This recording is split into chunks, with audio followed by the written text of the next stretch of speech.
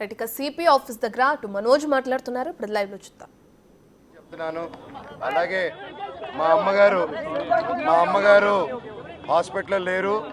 మా అమ్మగారు నా ఇంట్లో మా వైఫ్తోనూ నా పాపతోనూ జలపల్లి ఇంట్లోనే ఉన్నారు. ఇప్పుడే ఒక రిపోర్ట్ చూశాను, ఇంటర్వ్యూ. మా అమ్మ హాస్పిటల్లో అడ్మిట్ అయి ఉన్నారని చెప్పారు. దయచేసి నా పాపను వాడారు, నా వైఫ్ పేరు ఇంక్లూడ్ చేశారు, నా పాప పేరు ఇంక్లూడ్ చేశారు.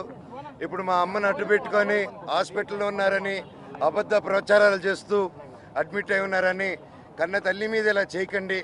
మీకు దండం పెడతాను. కూర్చొని మాట్లాడుకునేదానికి నేను ఎప్పుడు సిద్ధమే. థ్యాంక్ యూ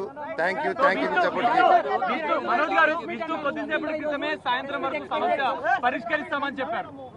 దానిపైన మీరు ఏం చెప్తారు? మాట్లాడుతూ విష్ణు సాయంత్రం వరకు ఈ సమస్యను పరిష్కరించుకుంటామని చెప్పారు. దానిపైన మీరేమంటారు? అయితే మంచిదే కదండి, అందరికి మంచి జరిగితే మంచిదే కదా. ఊరోళ్ళందరికీ మంచి జరగాలి. తిరుపతిలో ఉన్న వాళ్ళకి పెడతారా ఈరోజు? అవునండి, అంటే ఉంది కదండి. వినయ్ గారు కూడా తిరుపతిలో వినయ్ గారు చేసే విషయాలు కొన్ని నచ్చట్లేదు నాకు.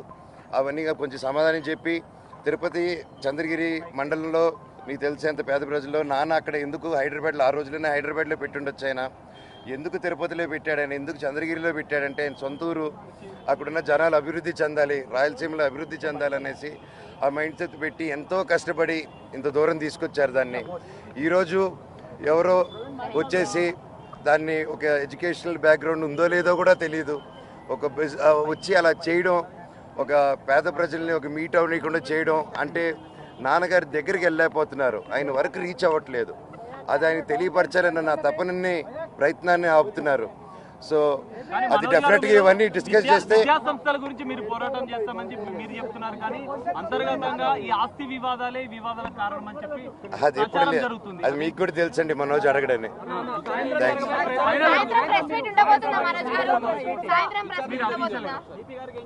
తప్పకుండా అండి, కాకపోతే క్రౌడ్ గ్యాదరింగ్ ఉండకూడదు అన్నారు కొద్ది రోజులు.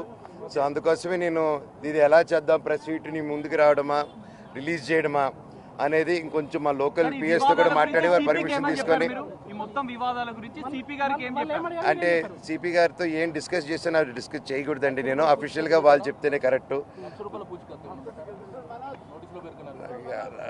అర్థం కాలేదు, అది మీరే తెలియదు.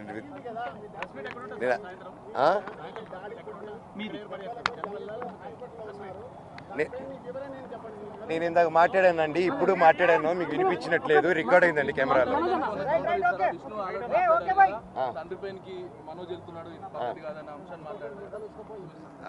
సీసీటీవీ ఎక్కడని అడగండి. లేదు సార్, సిపి గారు పట్టుకుని తీసుకొస్తా అన్నారు. విజయ్ అనే వ్యక్తిని, కిరణ్ అనే వ్యక్తిని ఆల్రెడీ పట్టుకుని ఉన్నారు. ఇప్పుడు విజయ్ అనే వ్యక్తిని కూడా పట్టుకుని వచ్చి ఇంట్రోగేట్ చేస్తున్నారు. ఈ మొత్తం వివాదానికి విష్ణుయే కారణం అంటారా? అంటే కుట్రలు జరుగుతున్నాయని చెప్పి మీరు ఆరోపిస్తున్న నేపథ్యం. మా నాన్న అయితే కాదండి, మా నాన్న దేవుడు. ఆయన ఈ రోజు ఏదైతే చూస్తున్నారు మీరు, ఆయన అగ్రెషన్ అది ఆయన కాదు. Thank you.